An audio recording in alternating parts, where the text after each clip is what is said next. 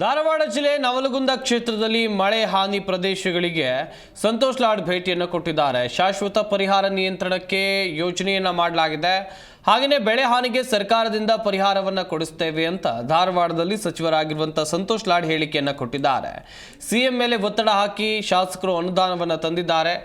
ಮಳೆ ಹಾನಿ ಪ್ರದೇಶಗಳಿಗೆ ಭೇಟಿ ಕೊಡುವಂಥ ಕೆಲಸವನ್ನು ಸಂತೋಷ್ ಲಾಡ್ ಅವರು ಮಾಡಿದ್ರು. ಅಲ್ಲಿ ಪರಿಶೀಲನೆಯನ್ನು ಮಾಡಿದ್ದಾರೆ. ಇನ್ನುಳಿದಂತೆ ರೈತರಿಂದಲೂ ಕೂಡ ಮಾಹಿತಿಯನ್ನು ಪಡೆದುಕೊಳ್ಳುವಂಥ ಕೆಲಸವನ್ನು ಮಾಡಿದ್ದಾರೆ ಸಂತೋಷ್ ಲಾಡ್ ಅವರು. ನವಲಗುಂದ ಭಾಗದಲ್ಲಿ 7-8 ಭಾಗದಲ್ಲಿ ಏನೆಲ್ಲ ಸಮಸ್ಯೆ ಆಗಿದೆ, ಜನ ಯಾವ ರೀತಿಯಾಗಿ ಪರದಾಡ್ತಾ ಇದ್ದಾರೆ, ಮನೆಗಳಿಗೆ ನೀರು ನುಗ್ಗಿದೆ, ಒಂದು ಕಡೆಯಲ್ಲಿ ಬೆಳೆಗಳನ್ನು ರೈತರು ಕಳೆದುಕೊಂಡಿದ್ದಾರೆ. ಈ ಎಲ್ಲ ಸಂಕಷ್ಟಗಳನ್ನು ಆಲಿಸುವಂಥ ಕೆಲಸವನ್ನು ಸಚಿವರಾಗಿರುವಂಥ ಸಂತೋಷ್ ಲಾಡ್ ಅವರು ಮಾಡಿದರು. ದೃಶ್ಯಾವಳಿಗಳಲ್ಲೂ ಕೂಡ ಗಮನಿಸ್ತಾ ಇರ್ಬೋದು.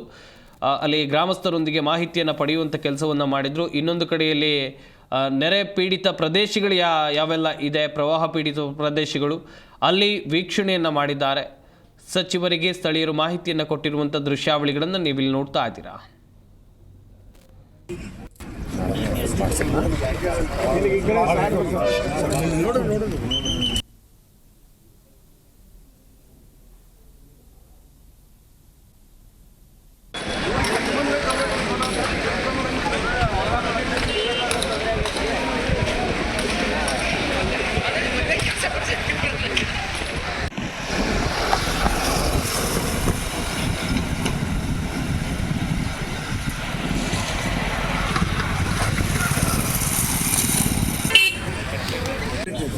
ನಾಳೆ ಬ್ರಿಡ್ಜ್ ಕಟ್ಟಿ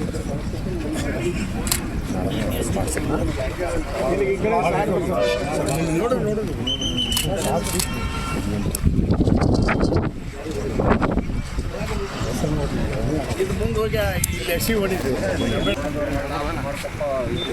ಹೋಗಕ್ಕೆ ಬರಂಗಿಲ್ಲ.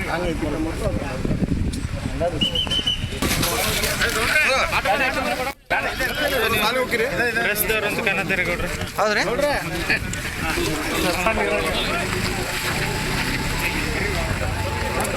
ದೊಡ್ಡ ಪ್ರಮಾಣ ಹಾಳು ಬಂದಿದ್ದು.